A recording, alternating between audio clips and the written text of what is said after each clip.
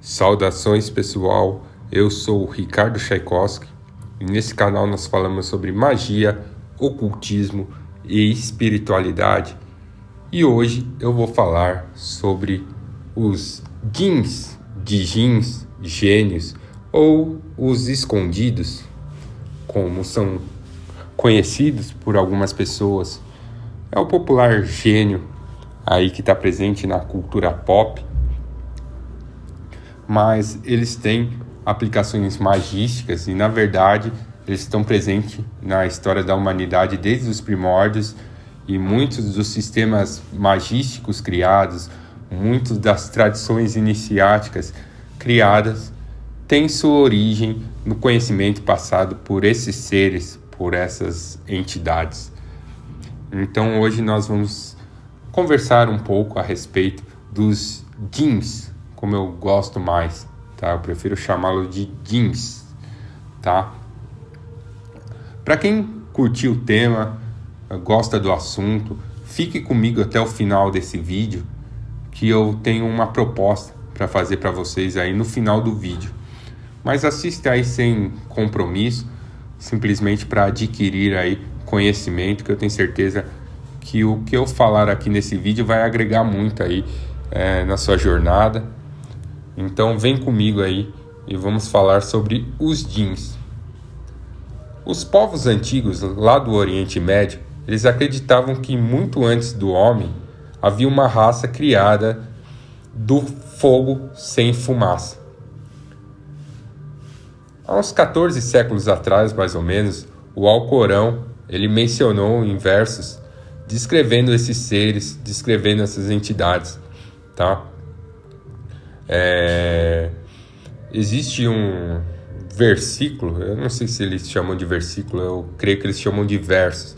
Existem uns versos no Alcorão que as pessoas conectam muito com a tradição da magia árabe, com a tradição dos djinns, né? E é o seguinte, é o verso 14, se eu não me engano, ele começa mais ou menos assim: ele criou a humanidade a partir da argila, soando como cerâmica, e criou os djinns a partir de uma chama do fogo sem fumaça. Qual das maravilhas do Senhor você negaria? Ele é o Senhor dos dois nasceres do sol e o Senhor dos dois pores do sol, tá? A existência de duas terras, de dois planos, de duas localidades diferentes, ela é repetida várias vezes aí no Alcorão. E eles diziam que uma dessas terras era habitada pelos descendentes de Adão e Eva, e a segunda pelos filhos de Aba al-Jan, o primogênito, né? A tradição árabe, ela conta muitas histórias relacionadas a teletransportes, né? Transportes mágicos a grandes distâncias, invisibilidade, atração de inúmeras riquezas, realização de milagres incríveis. Então, a mitologia árabe, ela é muito rica nesse tipo de história, nesse tipo de conto, tá? E muitas dessas lendas, elas têm como personagem central os djinns. Então, na tradição árabe de magia, pré-islâmica sobretudo, porque depois, quando o Islã chegou, alterou muito a noção que eles tinham em relação à magia, mas a magia árabe pré-islâmica, ela colocava que todos os fenômenos mágicos que são executados por um ser humano, eles são executados por ventura, pela autorização ou pelo poder espiritual de um djinn.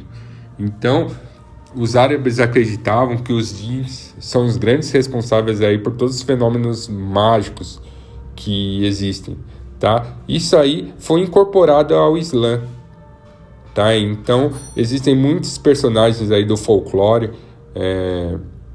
ali das histórias dos muçulmanos, né, que mencionam essas criaturas, mencionam acordos com essas criaturas e os poderes magníficos que essas criaturas têm.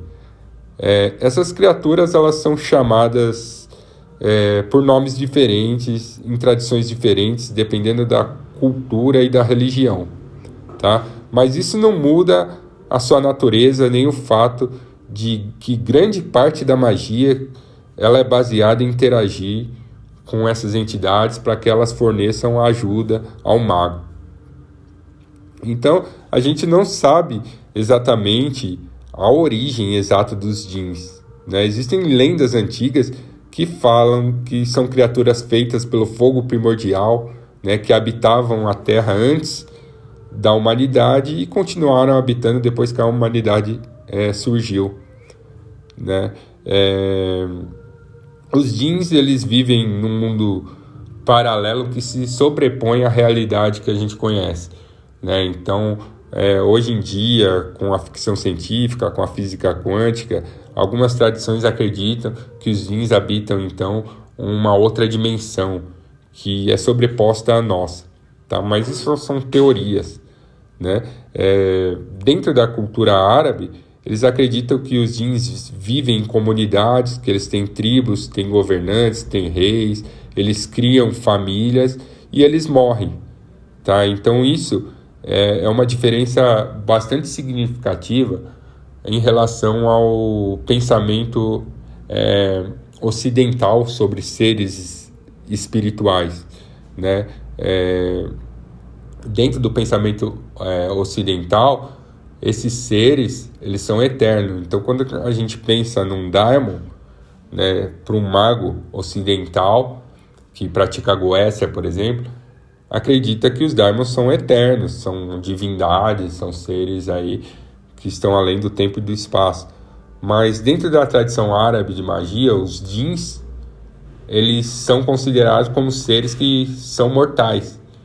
Então, apesar de a vida deles ser incalculável, né, tem djinns aí com registros aí de mais de 10 milhões de anos, eles acreditam que um dia os djinns podem morrer e algumas tradições trabalham até com a ideia de que alguns djinns famosos, alguns nomes de djinns, são de djinns que já estão mortos.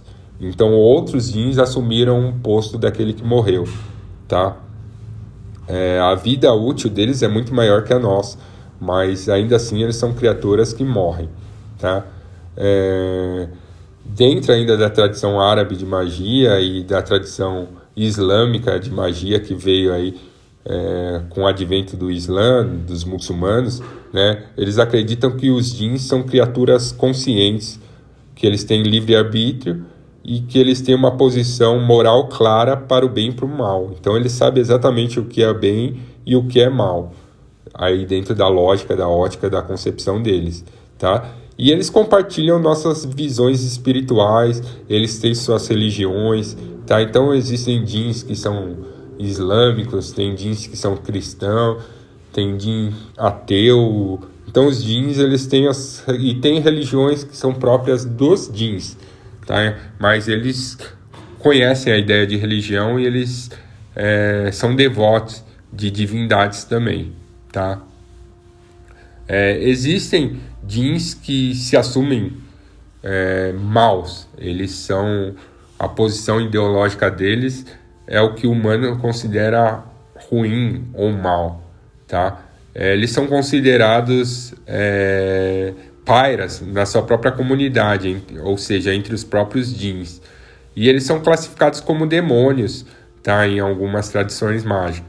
Mas são djinns, tá? Então, porque a noção de demônio que a gente tem é uma noção ocidental. Então, quando você pegar um texto árabe aí, tem que tomar cuidado, porque às vezes eles estão chamando de demônios, mas eles estão falando de djinns. E às vezes estão falando de djinns e para nós aqui seria o equivalente a demônio. Mas são duas coisas diferentes, tá?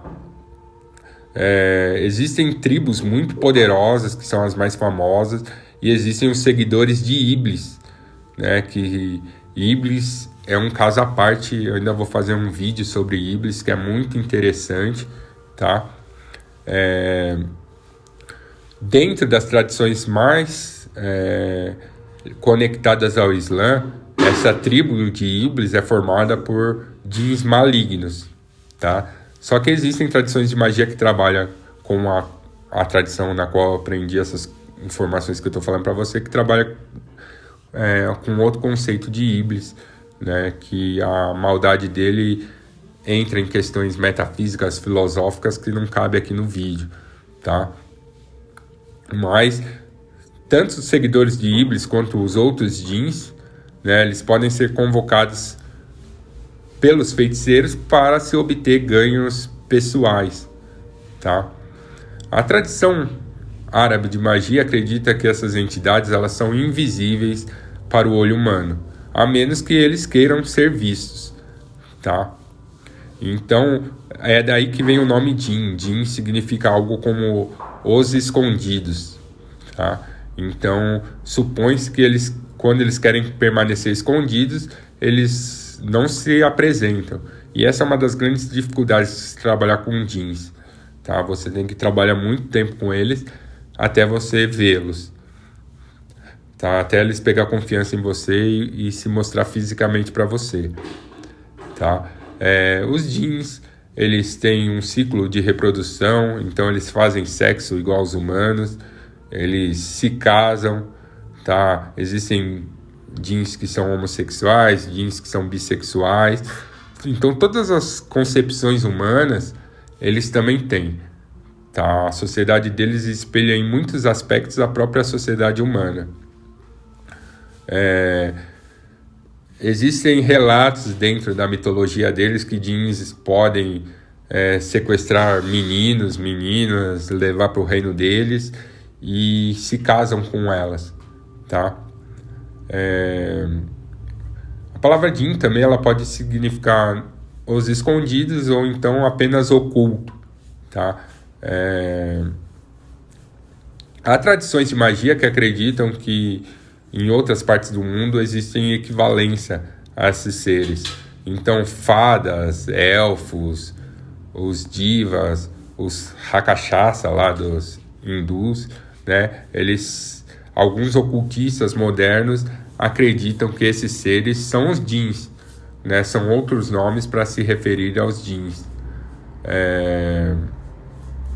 Mas, assim, isso é algo muito condicionado com o pensamento dessas tradições espirituais, tá? Existem alguns estudos que equiparam essas entidades entre si, mas existem também os opositores, aqueles que falam que não tem nada a ver uma coisa com a outra, tá?